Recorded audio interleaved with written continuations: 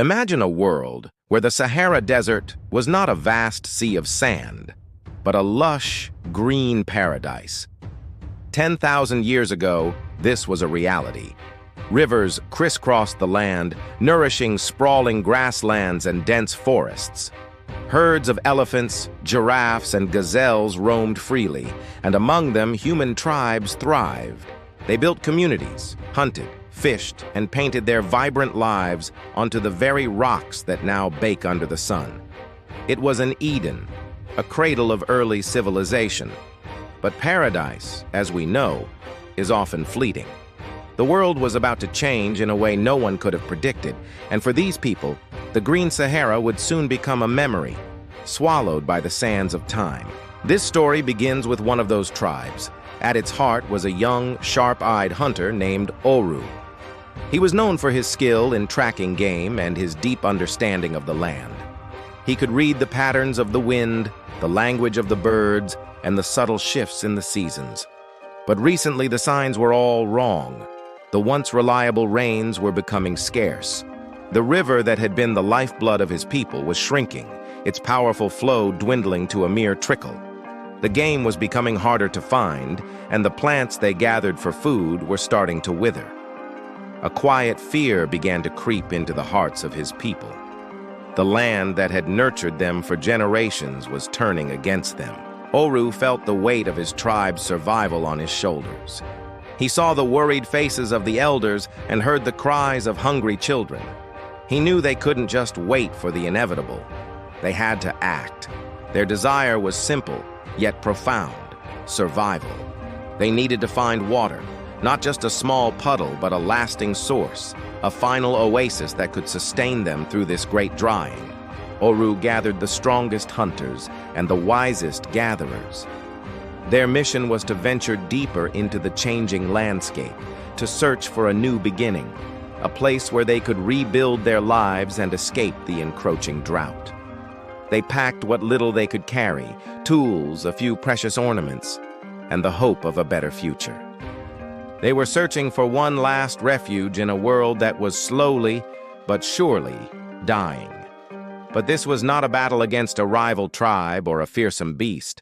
This was a conflict against nature itself, an opponent with no mercy and infinite patience. The earth had betrayed them. The sky, once a giver of life, now offered only a relentless, scorching sun. The rain stopped completely. The rivers that had carved their paths through the land for millennia turned to ghostly channels of dust. The green world they knew was suffocating. Sand, blown in by new harsh winds, began to pile up.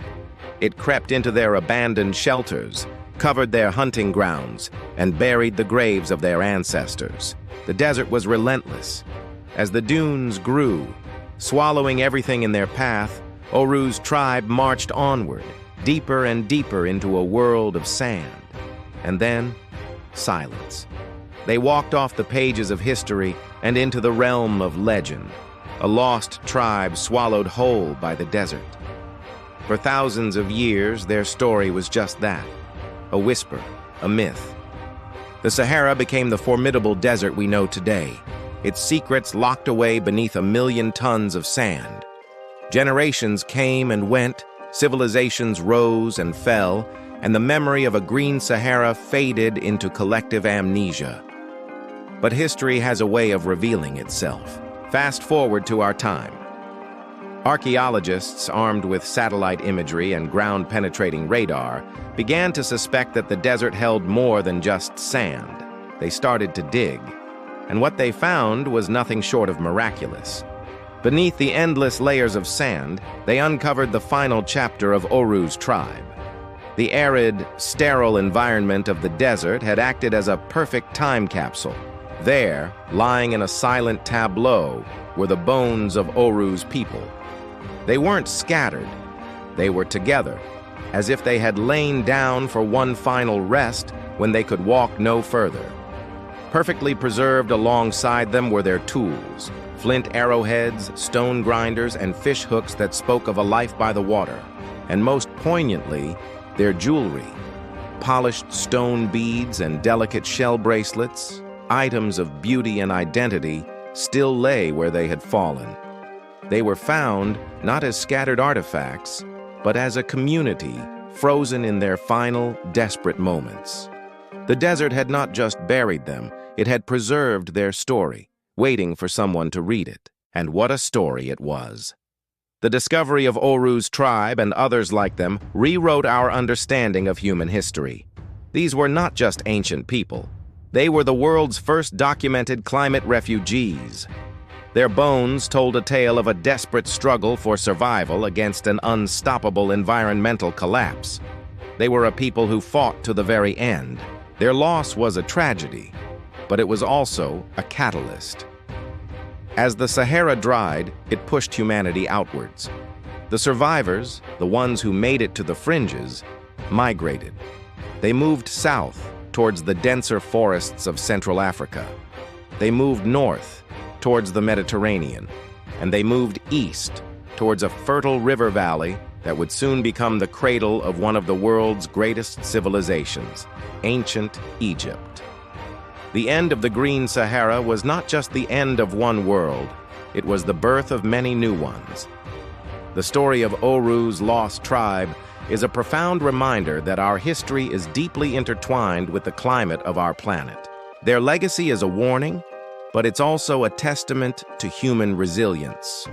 Their journey didn't truly end beneath the sand. In a way, their exodus gave birth to new migrations, new cultures, and perhaps in the grand, sprawling story of humanity, it even led to us. Thank you so much for watching. If you found this story as fascinating as I did, please hit that like button and subscribe for more journeys into our planet's hidden history. See you next time.